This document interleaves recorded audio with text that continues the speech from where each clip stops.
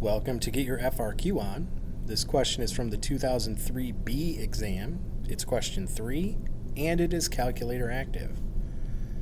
In the question stem, we have a twice differentiable function b, which gives us the diameter of a blood vessel, and we have a table of values for the length of the blood vessel from one end to the other, and what that diameter is at some given value of x for a handful of different values of x. All right. In question 1, we are asked to write the integral for the average value of the radius for values between 0 and 360. All right, so the function b of x is for the diameter, not the radius. So we have to take the information that we have and sort of reconstruct it to give us the information that the question is asking for. So let's begin by just remembering what that formula is for the average value of a function f of x. That is 1 over b minus a times the integral from a to b of f of x dx. Okay? Well, if we have the diameter of the blood vessel and we want a function for the radius, well, we can just take the diameter function and divide it by 2. All right, so the average value of the radius of the blood vessel with diameter b of x is 1 over 360, we're integrating from 0 to 360, times the integral from 0 to 360 of b of x over 2 dx.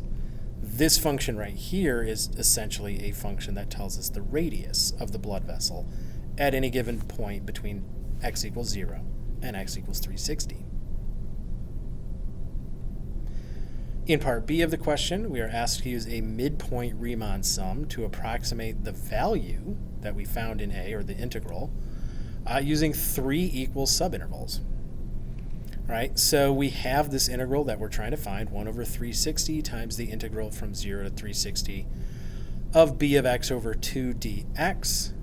So we have 1 over 360 times, using midpoints, we have the length of the interval, 120 times b of 60, all over 2, plus 120 times, that should be b of 180, all over 2, plus 120 times b of 300, all over 2. And if we simplify this using values from the table, we can start to get an idea of what this is. It's a calculator active question, so at some point you can use your calculator to evaluate this. You really don't even have to. Generally, this number, this expression right here would be good enough, but it turns out to be 14 millimeters is the average value of that radius. In part C of the question, we are asked to explain the meaning of the expression pi times the integral from 125 to 275 of b of x over 2 squared dx with units. Right, so that integral has the look and feel of a volume integral, specifically a volume by revolution. Right, so the form suggests that this integral we're after is the volume of the blood in cubic millimeters in that vessel between x equals 125 millimeters and x equals 275 millimeters.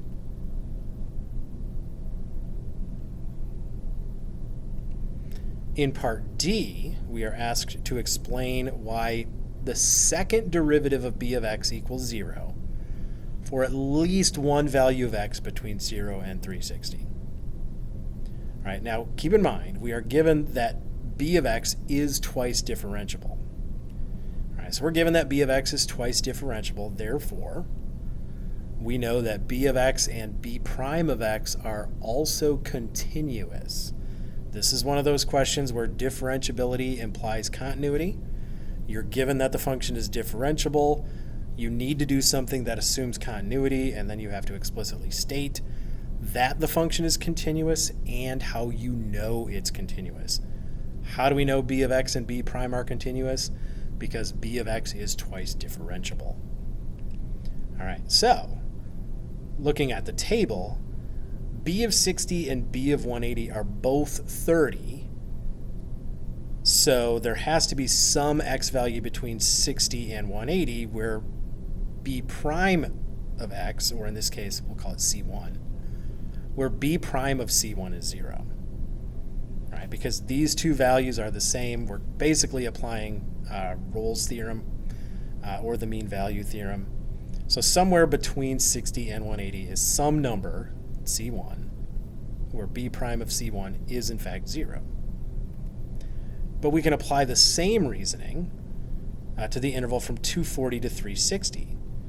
B of 240 and B of 360 are both 26, so there's some other number between 240 and 360, call it C2, where B prime of C2 is equal to 0. All right, now because B prime of C1 and B prime of C2 are both 0, applying Rolle's theorem or the mean value theorem again to B prime now, there has to be some value C3 between 0 and 360 where B double prime of C3 is equal to 0.